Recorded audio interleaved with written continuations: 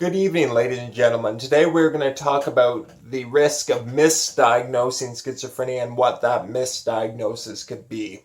So as I've mentioned in previous videos, the current DSM-5, which is the Bible for psychiatrists in diagnostic testing, and runs through the criteria for having schizophrenia. Currently that test is only 81% accurate. So 19% of people diagnosed with schizophrenia actually do not have schizophrenia.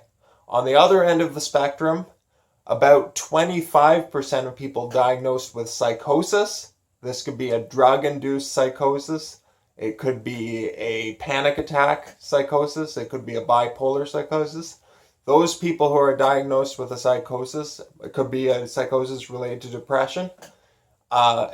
If you are diagnosed with a psychosis, you have a 25% chance of actually having schizophrenia. So there is misdiagnosis on both sides, and we will go through some of the ways you can be misdiagnosed with schizophrenia starting now. The most common way to be misdiagnosed with schizophrenia if you have anxiety. So if you have a lot of anxiety, anxiety can cause voices. And voices are a symptom of schizophrenia. They are also a symptom of other things because 10% of people hear voices. Voices are 10 times as common as schizophrenia itself. There are a number of reasons you could have voices. You could have bipolar disorder. You could have stress. You could have anxiety. You could be extremely hungry, extremely tired. You could have a drug-induced case of voices. So there are a number of reasons you could have voices besides having schizophrenia. But if a psychiatrist sees you have voices, and the voices are commonly caused by anxiety, some schizophrenics have anxiety, but a lot of schizophrenics have stress, but maybe not per se anxiety. But if you have anxiety, there is a 4.2 odds ratio. So 4.2 to 1.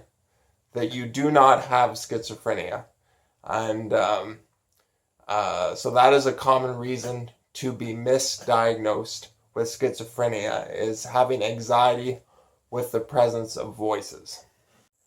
So anxiety is the misdiagnosis in 7% of cases of misdiagnosis.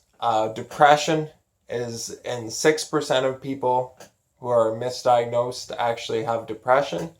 4.5% have bipolar, and 3.5% have psychosis non-specified.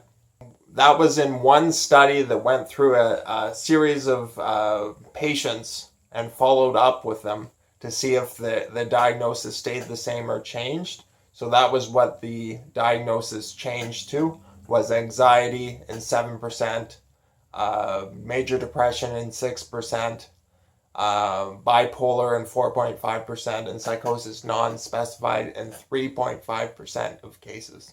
Now, on the opposite end, about 25% of people diagnosed with psychosis non-specified end up developing and actually having schizophrenia.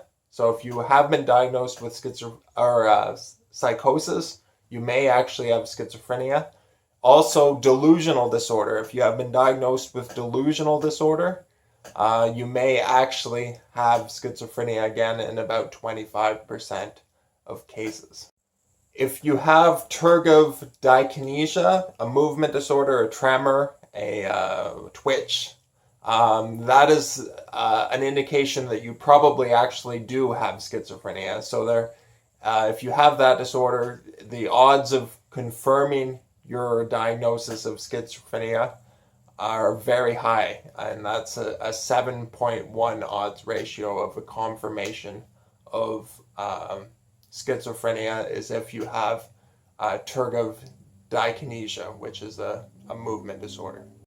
If you have been diagnosed with schizophrenia, or if you have been diagnosed with psychosis, it is a good idea to take precautions. It's a good idea to take medication, use it as a crutch to keep yourself high functioning, because if you stay functioning, if you stay active, your odds of recovery are higher. So take the crutch of medication, take some of the supplements I recommend and take it seriously.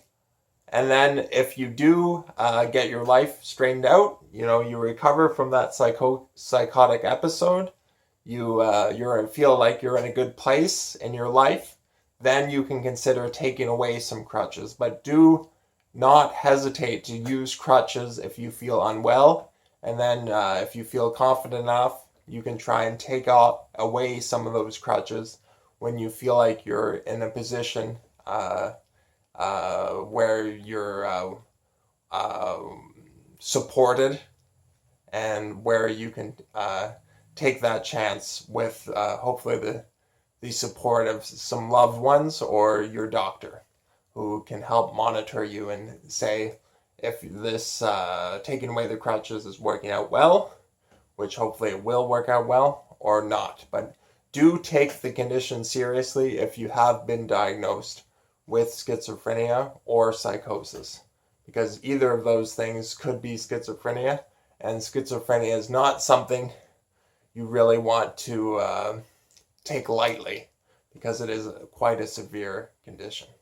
I will do an upcoming video about how people are currently diagnosed with schizophrenia and go through the criteria of a diagnosis of schizophrenia. If you're curious about where we're going in the future with schizophrenia diagnosis, you can check out my video about objective ways of diagnosing people with schizophrenia, which will be linked up here.